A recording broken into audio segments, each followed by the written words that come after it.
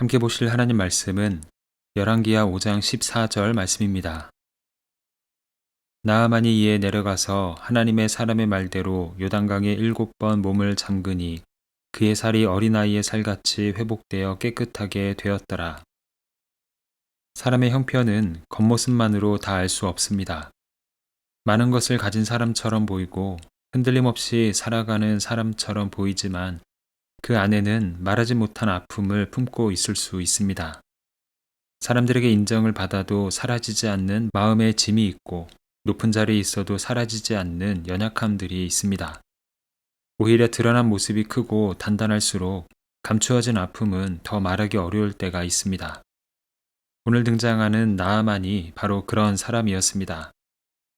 나아만은 아람 왕의 군대 장관입니다.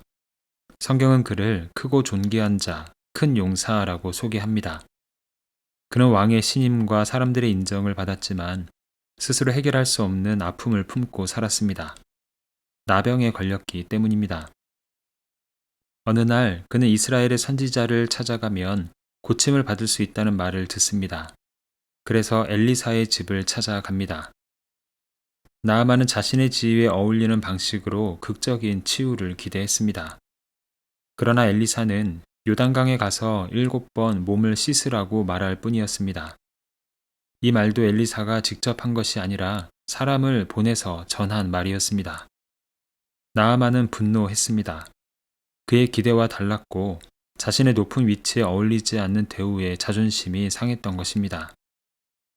그때 곁에 있던 나아만의 종들이 조심스럽게 말했습니다. 엘리사 선지자가 어렵고 큰 일을 요구한 것도 아니고 그저 강에 들어가 씻으라고 했을 뿐이니 한번 따라 보자라는 말이었습니다. 그 권면으로 분노하던 나아만의 마음은 가라앉았고 결국 나아만은 엘리사의 말대로 요단강에 내려가 7번 몸을 잠급니다. 그 후 놀라운 일이 일어납니다.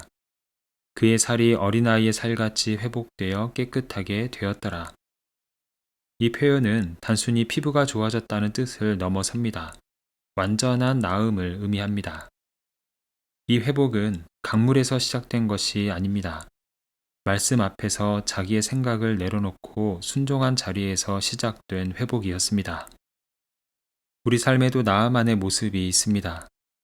겉으로는 괜찮아 보이지만 안에는 해결되지 않은 아픔을 품고 살아갈 때가 있습니다. 사람들 앞에서는 강한 모습으로 서 있지만 하나님 앞에서는 고침받아야 할 연약함을 안고 살아가는 것입니다. 그리고 하나님은 회복을 위해서 우리에게 계속 말씀하시며 길을 보여주십니다. 문제는 하나님이 말씀하지 않으시는 것이 아니라 우리가 그 말씀 앞에서 내려놓지 못하는 것들이 있다는 데 있습니다. 용서하라는 말씀 앞에서 억울함을 내려놓지 못하고 낮아지라는 말씀 앞에서 자존심을 붙들 때가 있습니다. 기다리라는 말씀 앞에서 조급함을 내려놓지 못할 때가 있고 순종하라는 말씀 앞에서 끝까지 내 방식과 판단을 앞세울 때도 있습니다. 말씀은 우리를 회복의 자리로 부르지만 우리는 여전히 내 생각과 감정과 기대를 붙든 채 그 자리 앞에서 머뭇거릴 때가 있는 것입니다. 그러나 회복은 하나님 앞에서 우리의 방식을 내려놓는 자리에서 시작됩니다.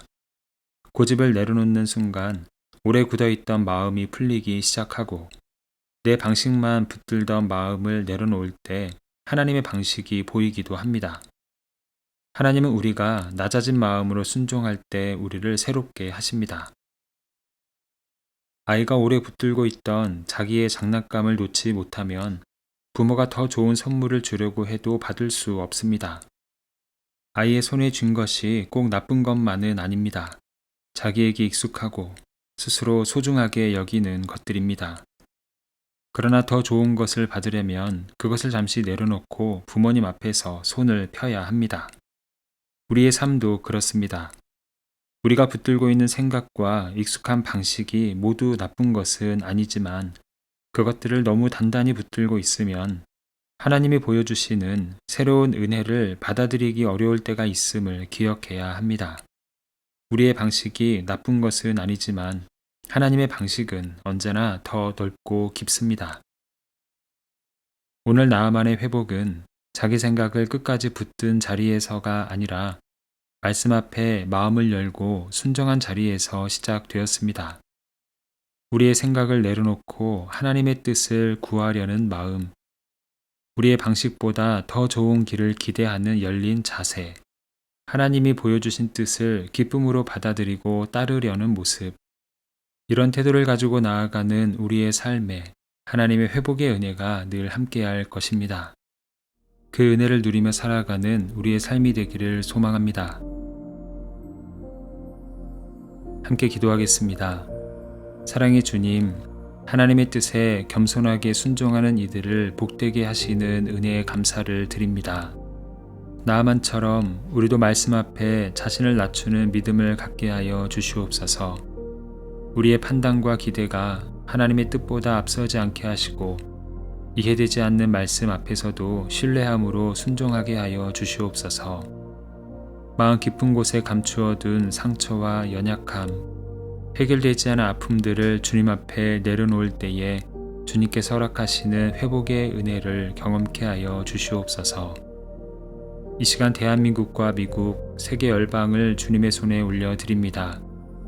세상의 역사는 끊임없이 흔들리고 변하지만 모든 나라와 민족을 다스리시는 주님의 통치는 영원함을 고백합니다. 각 나라가 자신의 힘과 능력만을 의지하지 않고 하나님 앞에 겸손히 서게 하시며 정의와 공의가 강물처럼 흐르는 사회가 되게 하여 주시옵소서.